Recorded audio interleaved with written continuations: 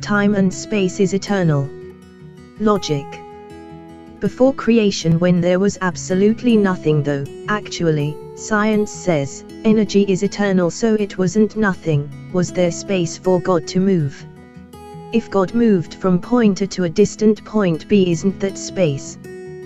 That is space so conclusively. Space is coexistent with God, because if not, then how have God moved if he have no space to move? Space as defined in Google. Noun. 1. A continuous area or expanse which is free, available, or unoccupied. 2. The dimensions of height, depth, and width within which all things exist and move. You may say, he is a spirit, so he wasn't bound by the inherence of space. The thing is, whether spirit or not, he needs space because he is a movable entity. He moved from point A to point B, and such dimensional reality is space. Maybe you would say, he never moved. He was static or stagnant. The thing is, he never changed. James 1:17. 17. Every good gift and every perfect gift is from above, and cometh down from the Father of lights, with whom is no variableness, neither shadow of turning.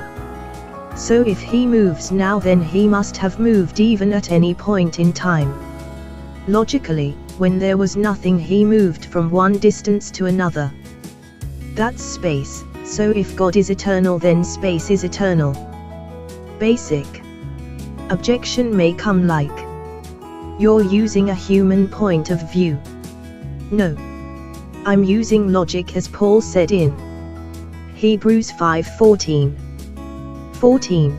But strong meat belongeth to them that are of full age, even those who by reason of use have their senses exercised to discern both good and evil. Discern in Greek is diakrisis, to mean judicial estimation. We judge by provable estimates, as Paul said, prove all things and keep those which are proven good in 1 Thessalonians 5:21. A provable estimate indicates deductive logic. In using deductive logic, we have assessed on what Moses said as Most High God to mean a comparison between gods of the same kind, and that among these, God is Most High.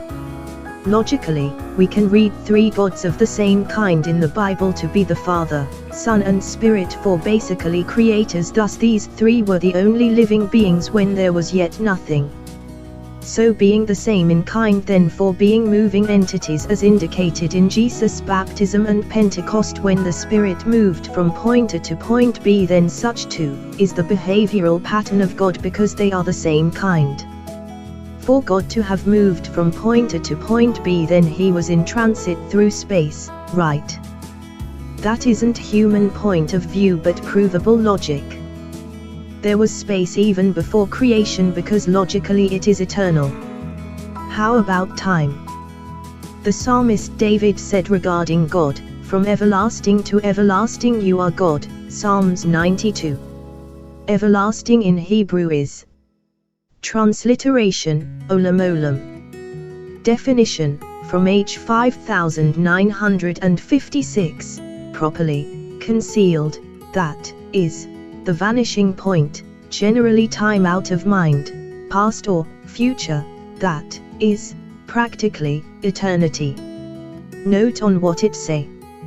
Time out of mind, practically eternity.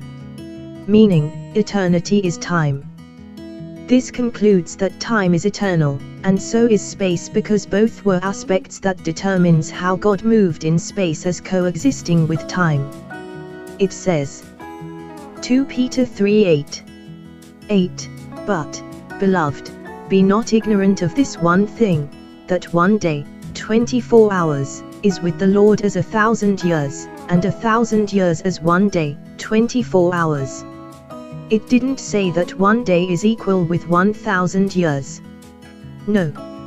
It simply says that a 24-hour day has no difference with 1,000 years, because it implied that for God, he is not reckoned by time. Yet one thing is clear here: God has a day, meaning, time is significant to him as by the notion of having a day. Though God isn't reckoned by time, still he has years too, as it says. Psalms 102:27. 27. But thou art the same, and thy years shall have no end. Years as prominent factor indicates passing of time, and as God used the Hebrew term olam, then he approves to what it means, time eternal. Let's highlight. Quote, generally time out of mind, past or future, that is, practically, eternity, unquote. So for that, we can safely conclude that time and space is eternal. Thank you.